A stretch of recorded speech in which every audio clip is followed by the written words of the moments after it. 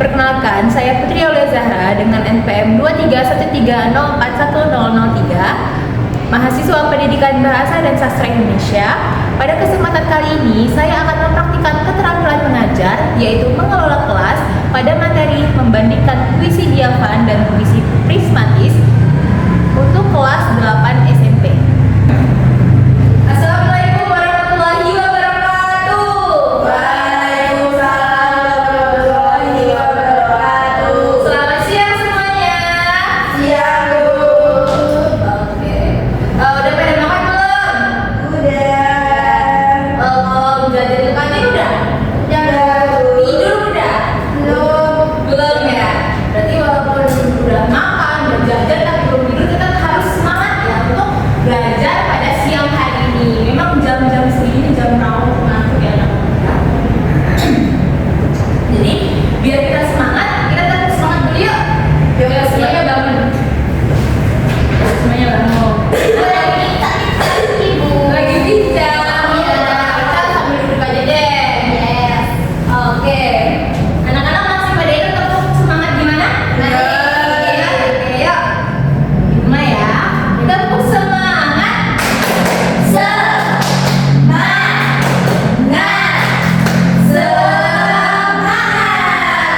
Sekali lagi yang lebih semangat lagi, oke? Yuk, tepuk semangat. Semangat. Terima kasih. Sepertinya Indonesia semangat sekali sekali ya. Oke, karena udah semangat. Sebelum menutup pembelajaran nih, udah pada rapi kelasnya, nggak ada sampah di bawah mejanya nih. Nanti bersih ya kelasnya, rapi, bersih, rajin anak-anaknya. Oke, sebelum kita masuk ke materi, kita berdoa terlebih dahulu ya. Terima kasih siapa? Denis. Denis siapa? Rani. Oke, Rani. Ayo, Rani, silakan kamu berdoa.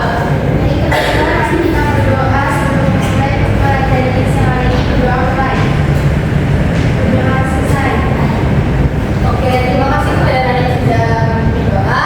Ibu cek kehadiran terlebih dahulu. Wita Herwina, hadir Bu. Oke. Denisha Nadila, hadir Bu. Oke. Intan Nuraini, hadir Bu. Oke. Rani Agustina, hadir Bu. Oke, hadir semua ya.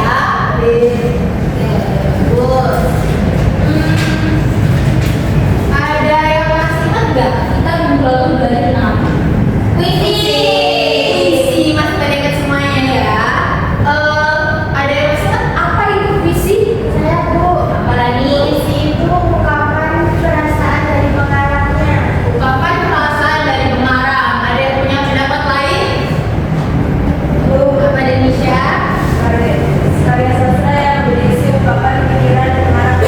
Ungkapan pikiran dan memiliki pendapat lagi?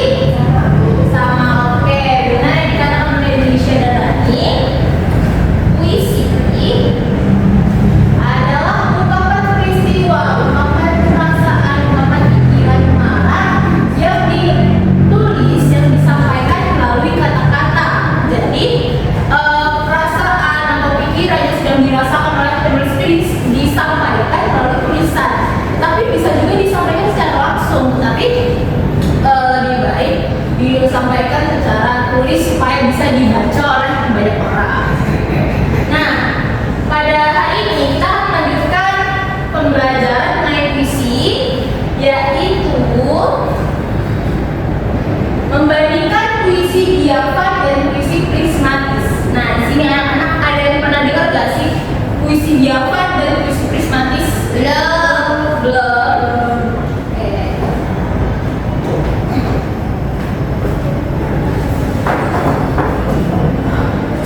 Ini papan tulisnya ini ya? Apa?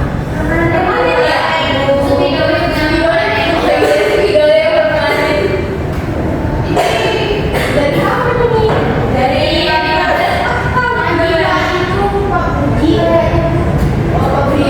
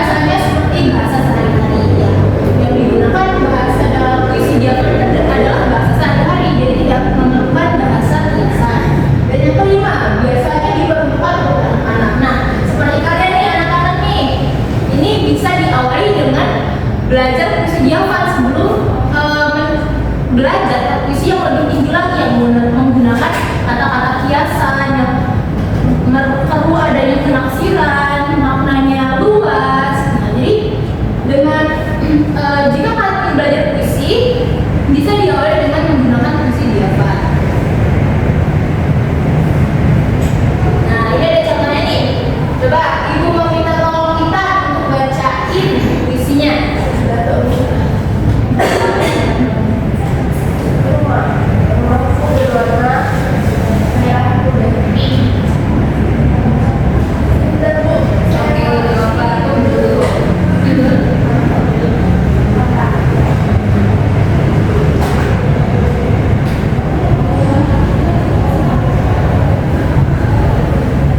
Rumahku berwarna merah muda. Rumahku begitu indah dan megah.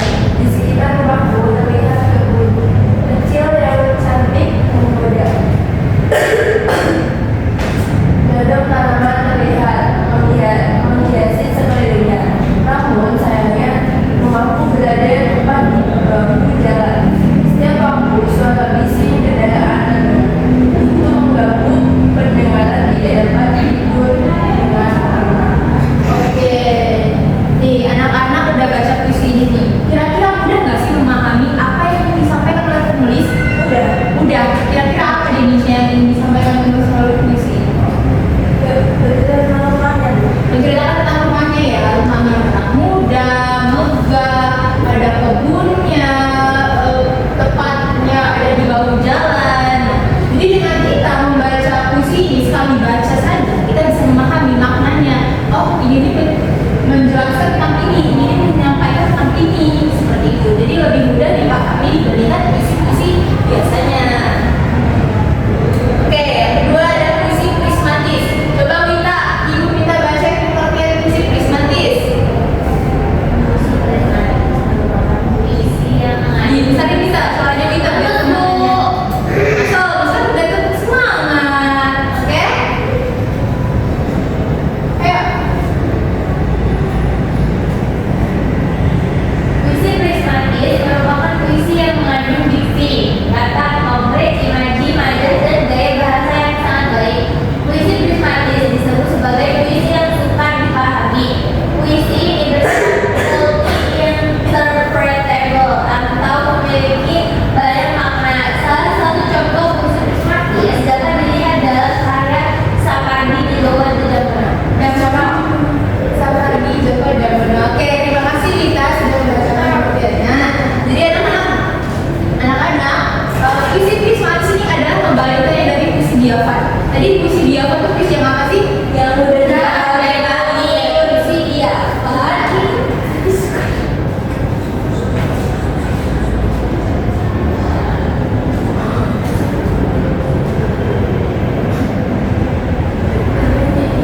Oke, puisi diafat puisi yang mudah dipahami.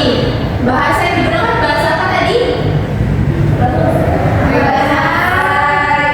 Sehari-hari. Bahasa sehari-hari. Rani nggak melihat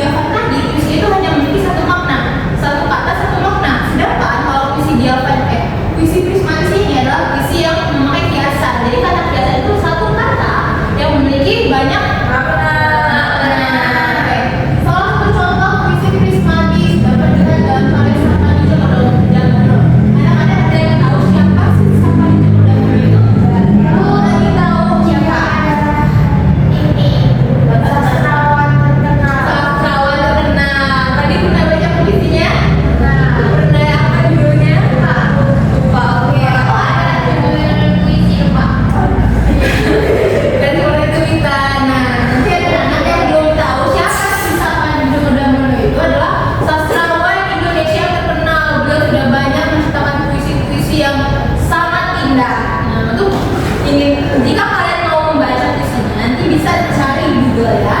Nah, oke, ada puisi prismatis nih. Yang pertama, banyak menggunakan majas dan hiasan. Jadi di dalam puisi ini menggunakan kata hiasan sehingga ada kesan estetika dalam membacanya. Yang kedua, memiliki makna ganda. Memiliki makna ganda karena berisi hiasan. Hiasan kan kata yang memiliki banyak makna, maknanya itu luas. Yang ketiga, membutuhkan imajinasi. Banyak kata saja perlu ditafsirkan. Nah, jadi karena terdapat hiasan dalam puisi ini, jadi kita ini memerlukan penafsiran yang mendalam. Kira-kira apa sih makna dalam puisi ini? Kira-kira apa sih makna dari kata ini sesuai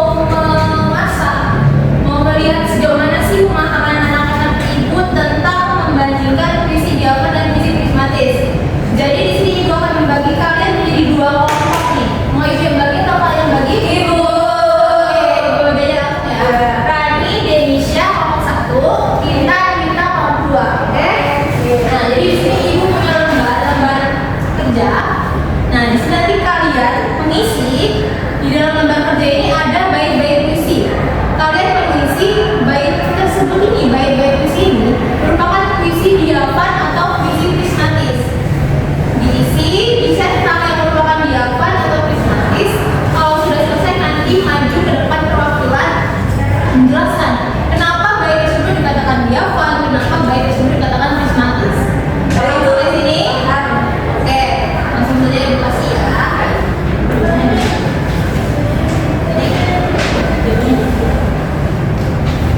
Bacakan ya.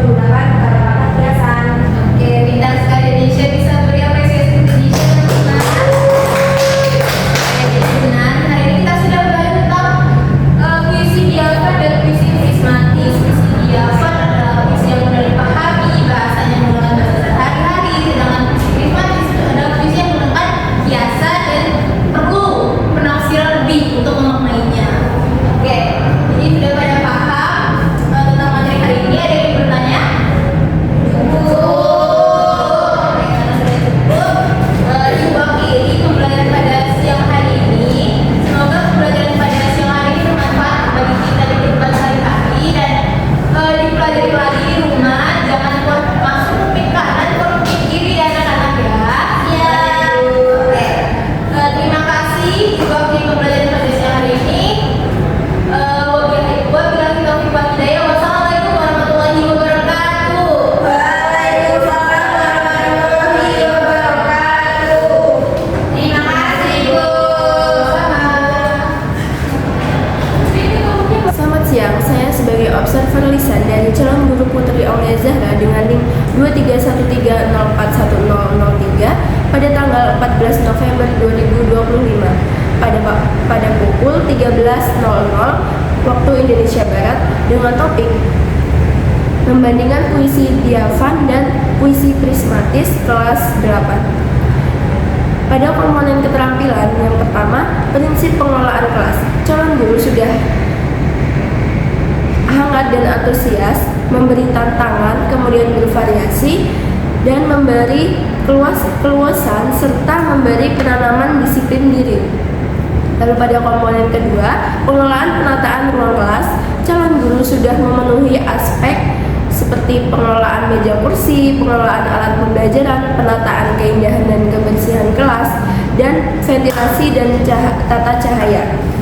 Lalu pada komponen ketiga yaitu tindakan pengelolaan kelas, pada tindakan preventif, calon guru sudah memenuhi aspek seperti sikap tanggap, perhatian, keterlibatan, dan lain-lain, memberi perhatian pada waktu yang bersamaan saat mengajar, merumuskan perhatian kelompok pada tugas yang diberikan, memberi petunjuk-petunjuk yang jelas, menegur tingkah laku siswa yang mengganggu kondisi kelas. Selanjutnya, pada tindakan represif, calon guru sudah menunjukkan kemampuan menangani perubahan tingkah laku dan gangguan seperti menimbulkan dan memecahkan tingkah laku yang terdapat masalah. Sekian, terima kasih.